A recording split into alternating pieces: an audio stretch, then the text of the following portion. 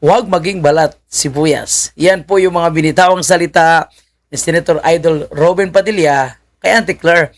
Dahil si Auntie Claire, pagkatapos po siya ay sinalubong ng mga galit na mga Pilipinong nagrally kontra po kay Bongbong Marcos, abay, ipinalabas niya sa mainstream media na siya daw po ay binastos. Kaya itong sinabi ni Senator Robin Padilla, huwag maging balat sibuyas dahil hindi kabastusan ang ginawa ng mga Pilipino sa Canada.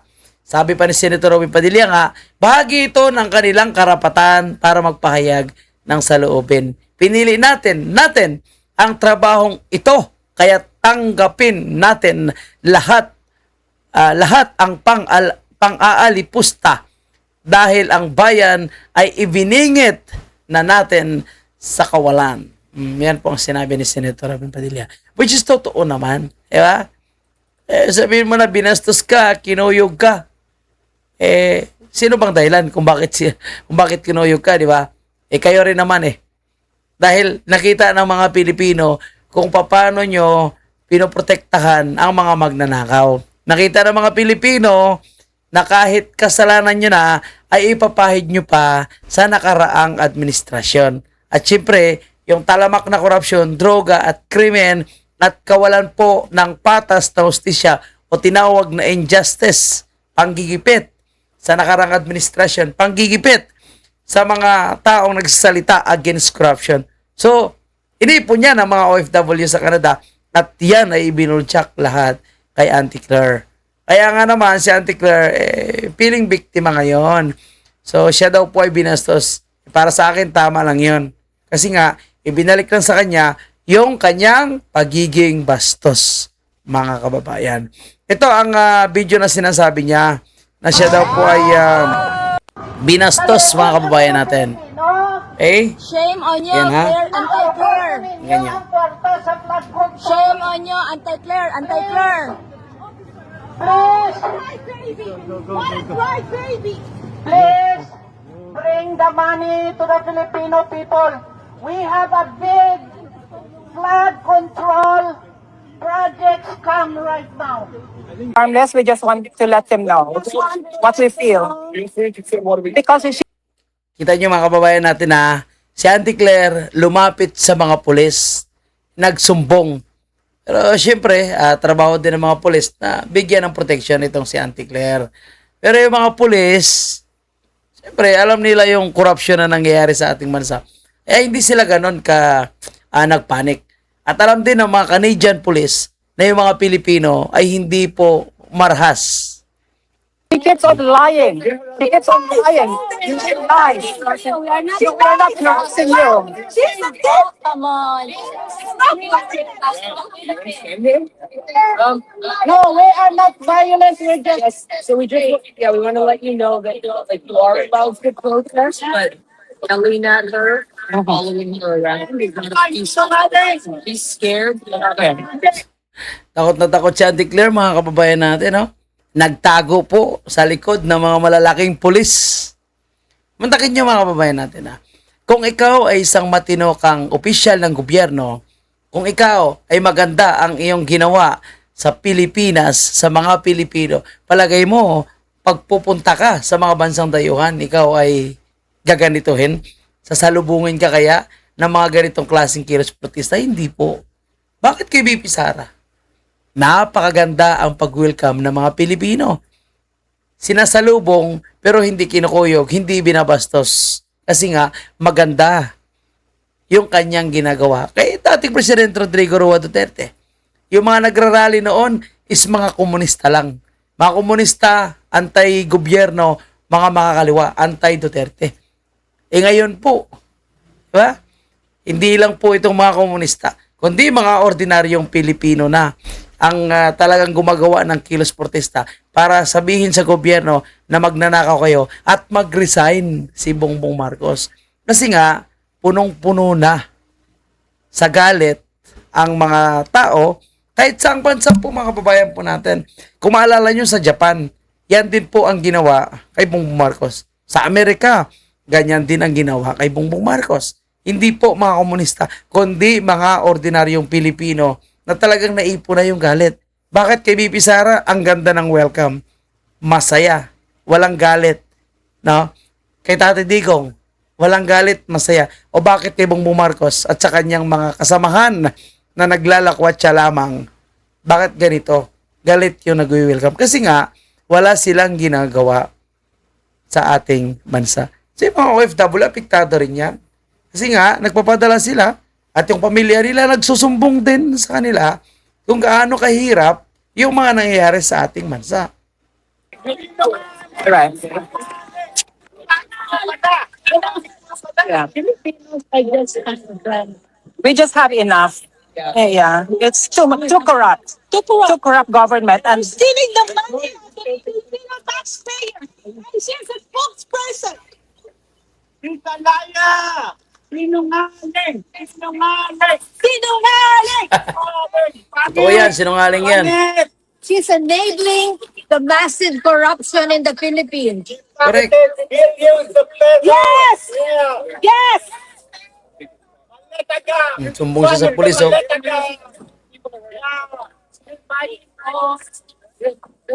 on you! Shame on you! Shame on you! Shame on you! Shame on So, hindi lang yan, mga kababayan natin. Ito pa, oh.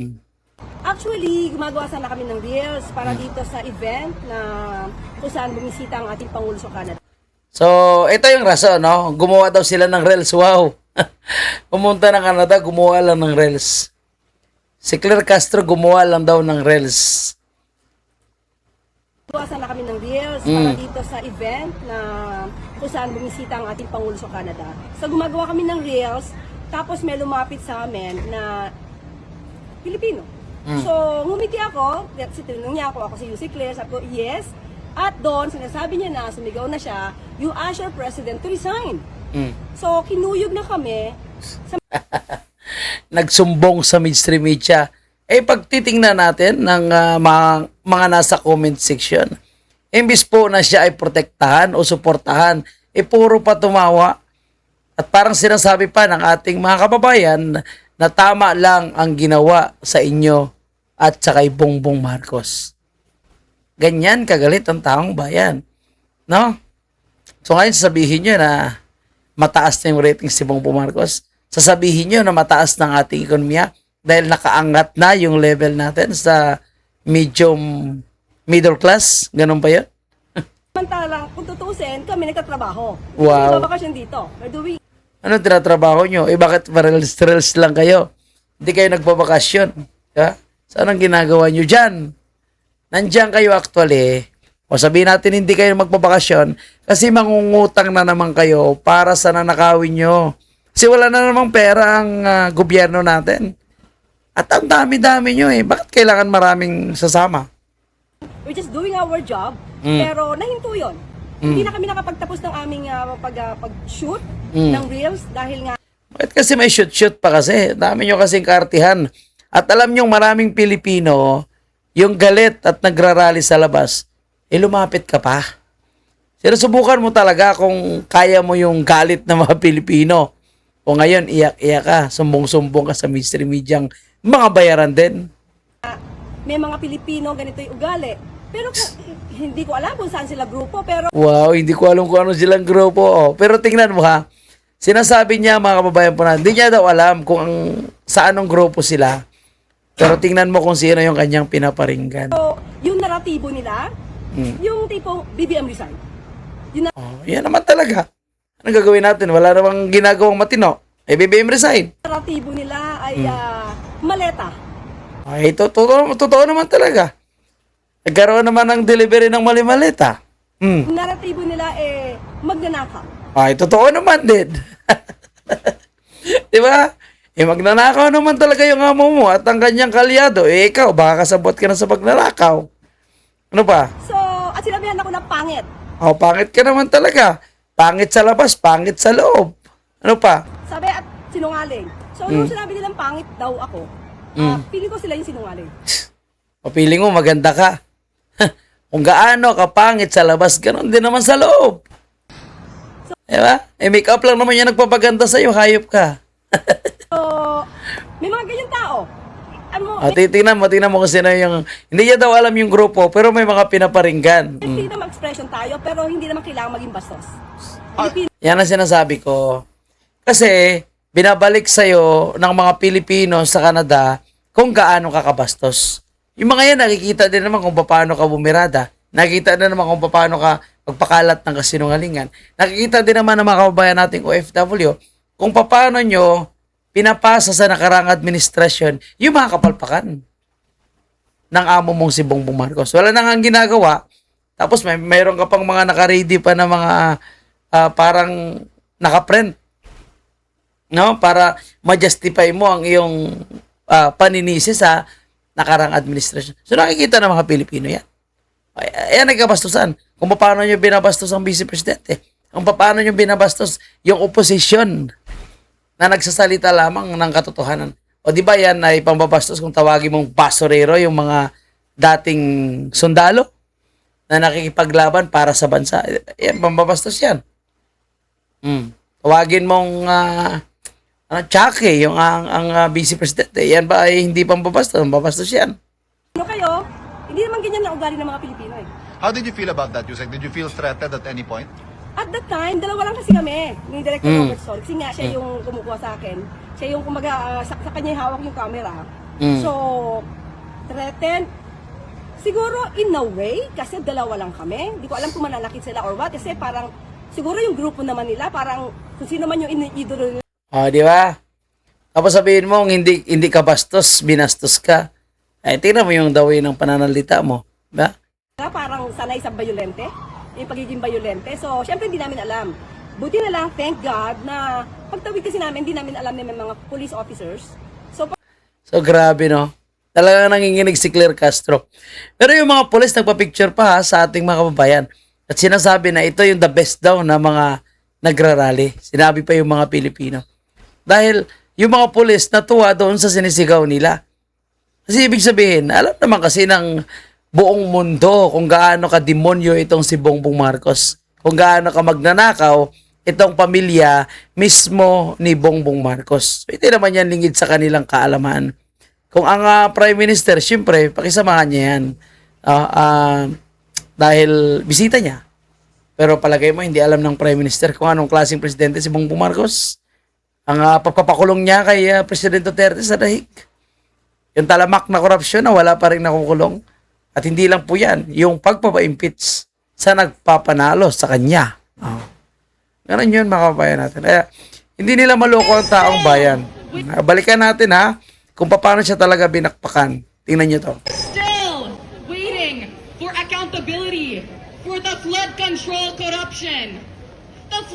The corruption that you referenced in your State of the Nation address last year. But still, today, no big fish have been held accountable. Ayan mga kasama, So which is totoo naman mga kababayan, wala naman talagang malaking isda na pinakulong si Bongbong Marcos. So na-real talk talaga sa Canada. lumabas na si Pangulong Ferdinand Marcos Jr. ng Jollibee Store. Kasabay nito nagsilabasan yung mga nagkikilos protesta dito sa Vancouver, Canada. Kasabay rin ng kilos protesta nila at na-event ni Pangulong Marcos, malakas ang ulan dito sa... Grabe yung kahihiyan na inabot ni Bongbong Marcos, mga kababayan, no? Tinawag siyang magnanakaw, korap sa harap po ng mga opisyal ng Canada. Diba? So, bakit tinawag siyang korap at magnanakaw? Palagay nyo, no? Hindi siya tatawagin korap at magnanakaw kung hindi totoo. Totoo kasi, mga kababayan po natin. At makikita natin dito sa mga lumalabas na mga nasa comment section at reaction. Ang dami pong tumatawa na lang. Dahil alam ng mga Pilipino na walang kwenta talaga itong si Bongbong Marcos. Tapos pinapalabas si Claire Castro, ingay lang daw, no? Ang lahat na nangyayari. Lahat ng sinasabi nila ngayon ay puro ingay lang. Talaga, no? Talagang maingay at syempre masakit sa tainga, lalong-lalo na kung ito po ay katotohanan. Kaya yung pagsumbong niya, mga kababayan po natin, waipikin sa mga Pilipino. Dahil mas gusto nga ng mga Pilipino na siya po ay kinoyog ng mga realista, pinamukha talaga sa kanya sa kanila na rin, no? Na kahit saan sila pumunta, saang parte man ng mundo, ay hindi sila wini-welcome ng mga OFW. Iyan ang pinaparamdam ngayon sa administrasyon ni Bongbong Marcos. Diba? Kahit doon naman sa rally po ng Iglesia ni Cristo, pinaramdam naman sa kanila kung ano ang katotohanan. Hindi man na i-direct ng Iglesia ni Cristo sa kanila. Dahil ayaw nga ng INC magbanggit ng pangalan. Pero alam naman ng lahat ng mga Pilipino kung sino ang mga magnanakaw, sino yung tunay na nangulimbat ng kaban ng bayan. Alam naman po lahat ng mga Pilipino. Kaya talagang dapat yung salitang mahiya naman kayo, dapat sa kanila yon. Dahil dapat mahiya sila sa ginagawa nilang pagnanakaw at pagkukover up sa kanilang mga sarili at sa kanilang mga kaalyado. Kaya tama yung sinasabi ni Idol Senator Robin Padilla, huwag kang balat sibuyas. Yan lang at maraming salamat po mga kabayan.